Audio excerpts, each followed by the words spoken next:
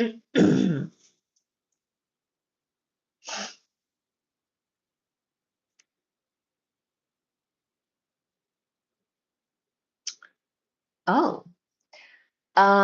okay. The basic picture of how structure forms has been around for many years, but it is hard to turn this into detailed predictive calculations because of the complicated behavior of gravity.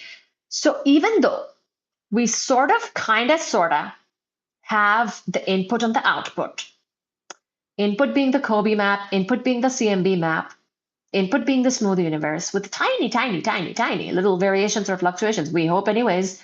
Otherwise, how would we get galaxies? That's the input, and then we have the output for the in terms of the galaxy survey, in form of the galaxy survey. So even though, so this is how difficult cosmology is. This is how difficult astronomy is. Even though you might have the input and the output, it's still very complicated. It's still very complicated because you're dealing with large scale structure, all of the matter in the universe distributing and its distribution. So exactly how gravity will behave, like you need a really good model and you need to account for hopefully all the important things in order to get the reasoning, right?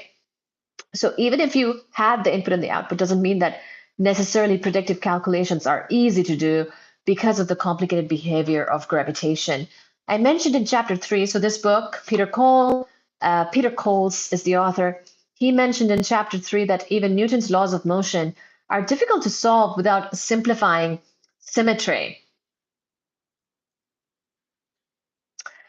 In the late stages of gravitational instability, as in where the clump becomes crazy and attracts even more things towards it, there is no such simplification. Everything in the universe pulls on everything else. It is necessary to keep track of all the forces acting everywhere and on everything. And as you can imagine, that gets to be very complicated. That's a lot. That's a lot. The sums involved are just too hard to be solved with pencil and paper. During the 1980s, however, massive computers came on the scene and progress in the field accelerated. Thank gosh.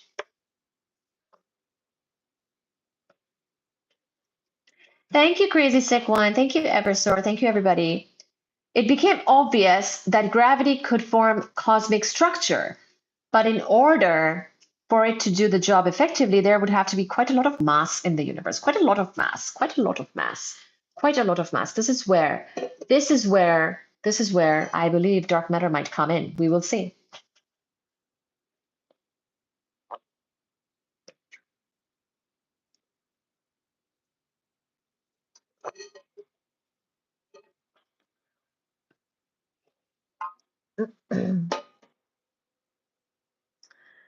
um, actually, nothing is made of a lot of things. Have you heard of particle-antiparticle pairs? Look that up. And hopefully that will convince you that nothing is in fact quite a busy something. Nothing is made of a lot of things. So, thank gosh, computers came to be in the 1980s, because without that, I mean, this math was just getting out of hand, completely out of hand. This math was just going above our heads. But then in the 1980s, I love that you love physics. Thank you. Can someone do a super chat, please? Can we do that? Can you do a super chat? Rids, I think if you do a super chat of $500, that will make you really happy.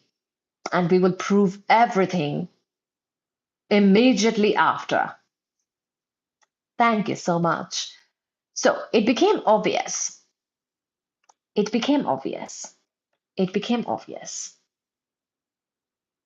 People were starting to sort of see that this cosmic structure may have something more going on with it. Something a little bit more, extra spices were needed to make this cosmic structure happen. Okay?